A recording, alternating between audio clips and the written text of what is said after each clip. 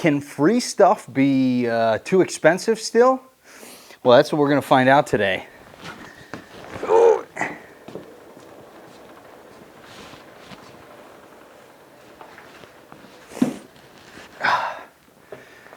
This is a 2003 Polaris 330 Magnum. It's a single cylinder, 330 cubic inch, automatic, four-wheel drive, all-terrain vehicle. And I got it for free. Stock City Trail, one time. On my way downtown for the girl who got the guarantee. Man, I killed the town. 7-seater in the Cherokee. White on white ghost. That's my little Amber Rose. Let the top peel back. Let soccer see the mat. Little short in front away. So I got a tow truck coming here in about an hour. They're going to be taking this thing away. Before they do, I want to show you guys what I found. And maybe if you have one of these and it's sentimental to you, or if you have something that's sentimental to you and you did still want to fix it instead of sending it to a scrapyard, how you could go about doing that. But I think you'll see, just like I did, that it might not even be worth the process. So with that being said, let's get into it. So your buddy offers you a free ATV and a bucket of parts that comes with it and says, hey man, you're gonna be able to make so much money off of this. You just gotta get it out of my driveway and then you'll be rich. The streets will be paved with gold. And it sounds too good to be true. And you know what? Maybe it's not, right? Maybe this is worth $100,000. And that's what you think to yourself. You get it back. And then you have to go through it, you know? And the problem is, when you're working on something that somebody else owned and the ownership history is really sketchy, or you don't know, you basically have to not take anyone's word for anything and just assume everything is terrible. Now, the one key question that I did ask this friend was, does the motor have good compression? And he said, yeah, man, the compression is good. It's got spark because I tested it and the compression is good. Well, as it turns out, the compression was not good. So at this point, when you have a vehicle that has an engine that does not have good compression, you have to rebuild the engine or replace the engine in order to make it work. And sometimes the cost of doing that, and oftentimes the cost of doing that, is more than what that vehicle is actually worth. So at that point, I decided it was a lost cause and it was going to the scrapyard. And there's a tow truck on its way right now. But before I did that, I just wanted to make a video for you guys and show, assuming the compression was fine, kind of how we would go about fixing this. Or if you have something that is like a total lost cause, how you'd go about fixing it if you really wanted to, and nobody's gonna help you, and mechanics don't want to touch it or whatever, and you're just determined, you really want to get that thing going. The first thing that I would check when I'm buying anything, or even if someone's giving you something, is whether the engine has good compression, because if it doesn't, it can't go from there. Now, how do you check the compression on an engine like this where it's not starting, right? The battery's dead. How do you do that before you buy it? Well, there's a couple different ways. You can ask the seller to put a jump pack on the vehicle that you're looking at and have them just turn it over, and you can listen to the sound of it cranking. You can hear how many compression strokes. If it's a 4-cylinder, you'll hear 4. And then if it's 2-cylinder, 2, and 1 is 1, and so on and so forth. You kind of have to have an ear for it to know what good compression and bad compression does sound like, because low compression will just kind of sound empty and vacuous, and good compression will kind of sound like like there's a container that's filled with something, like it feels like there's something in there. You can just hear it.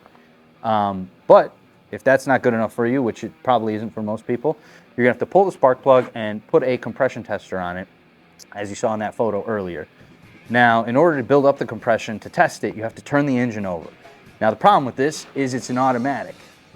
Well, it's not really an automatic, it's a CVT. But what that means is that even if I put it into drive here or in reverse for that matter, it still doesn't turn the engine over because the engine's clutches are operated centrifugally. So without the engine spinning, the clutch is not engaging and the wheels are not turning. And therefore, they're not turning the engine. So what I had to do was crank it over by hand. And that's not really recommended. You know, you could quite not get maybe the full accurate compression reading by doing it that way. But I think I put some good work into it, and I'm very confident in what I got. Now, what I did was that was a dry compression test. You could still do a wet compression test. This motor may possibly be salvageable. But what I'm gonna go through next is kind of everything else that's wrong with this ATV and why it's more than just putting a new engine in it. And at some point you have to cut your losses. You make all of the money that you make flipping anything when you buy it, you know? So obviously getting something for free might seem like a great deal until you start adding up the parts cost and the labor cost and what you'd have to sell it for to get it out of there. This is it's a single cylinder ATV. It's really not worth that much, you know? Doesn't have a ton of power or torque. It's not the most desirable model. So even fully restored and put together, it's maybe worth $2,000 in great running condition. And honestly, the condition that we would be putting it back into, which is just a daily runnable condition, not really cosmetically altered, is, you know, it's $1,000, $800 ATV. The motor alone is $900. So we're dead in the water at that point. But let me get into kind of what happened with this one. All right, so let's get into diagnosing this thing. So first things first, don't assume anything. I made that mistake. What you should have done is done a compression test right off the bat. My buddy told me that he saw it had spark and whatever, so the ignition system was good. Now, battery was dead, so first things first, put in a good battery. And then as soon as I did that, the next thing I noticed was this starter solenoid looks brand new. See how shiny and new that is? So it looked in really good shape. And when I tested it, it didn't seem like it was working. Now, if you're not aware, what a starter solenoid does is it's directly connected from one side to your battery with a big thick cable. And on the other side, the other post, is another positive cable, just like this one for your battery. It's a thick one that goes all the way to your starter, which is right there. And that's where this cable connects. It goes all the way up right there. And this signal wire right here, that wire, it's connected up to your ignition. And when your ignition gets a positive signal, it sends some electricity through this cable, and this connects these two posts and makes electricity go from this giant cable to this giant cable, which then goes to your starter, which then engages your starter. And your starter, that pops out and that starts turning your flywheel, which spins your engine. Now, the problem was that this starter solenoid did not look like it was engaging. In fact, it looked like it was broken.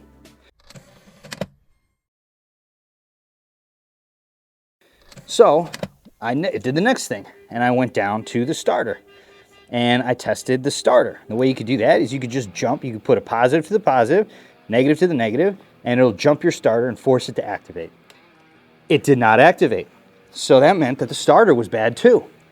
Now, what's also possible is that the starter went bad.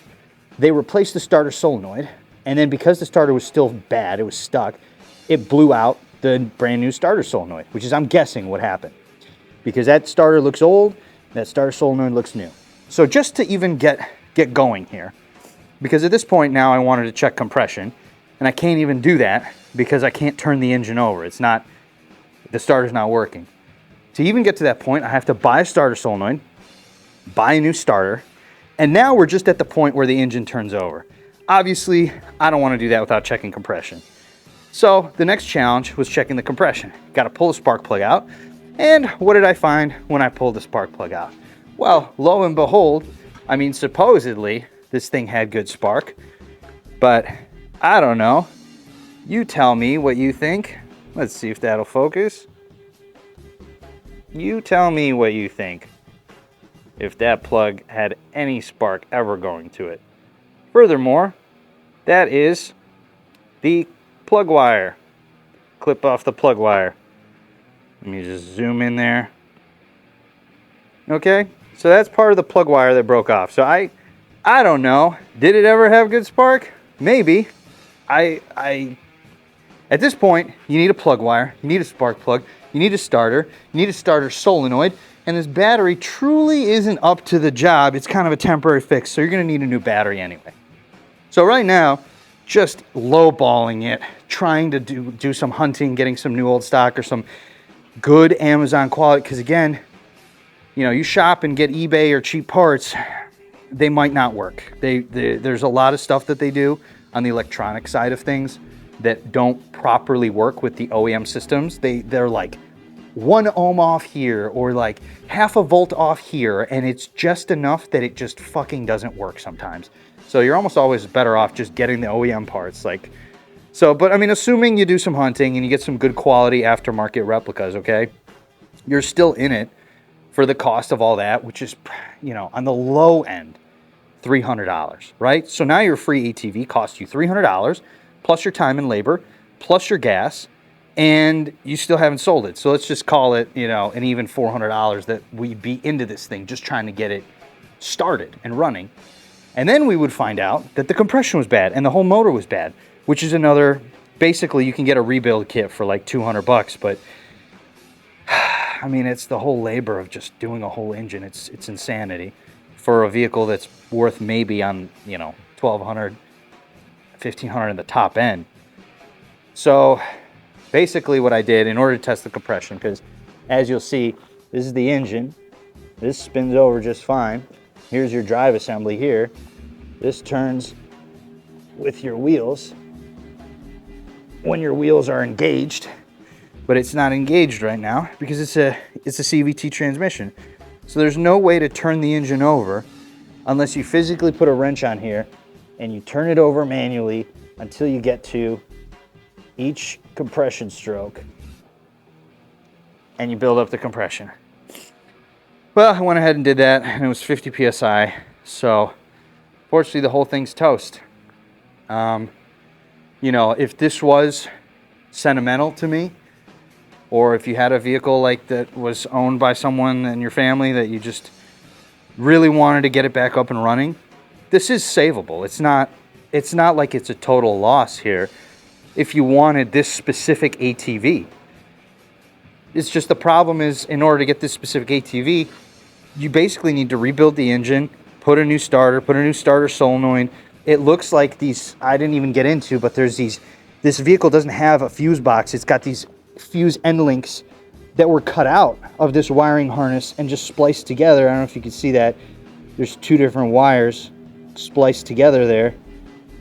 And that's where the fuse links went. And it looks like they were blown out at one point. So the previous owner just spliced the wires together, which at some point during jumping this, it has blown out everything now. Unfortunately, the only thing we can do is just give it a proper send-off. So it's sad to see, but can't win them all. You know what I mean? But the most important thing is you always want to make sure you got good compression. You know, if you can't get good compression, you're doing a full restoration at that point. And if you're doing a full restoration, chances are you're probably not going to be restoring a 330 Magnum. You know what I mean? You're getting something that's a collectible or something that's more desirable. Anyway, thanks for watching, guys. Hope you enjoyed the video. We're diving into this next. This thing is fucking finally getting done. So look out for that. I'm gonna get this all together and throw it on the tow truck and keep her moving.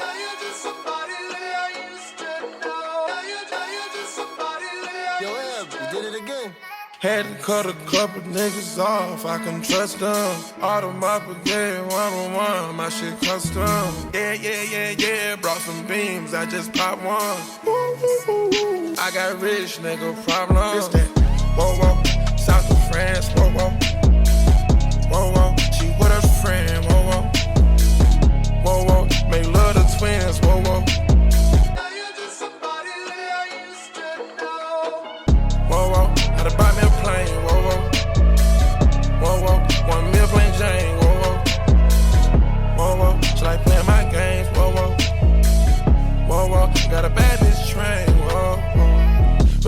chasing, better show these bitches, just step on bitches on sight.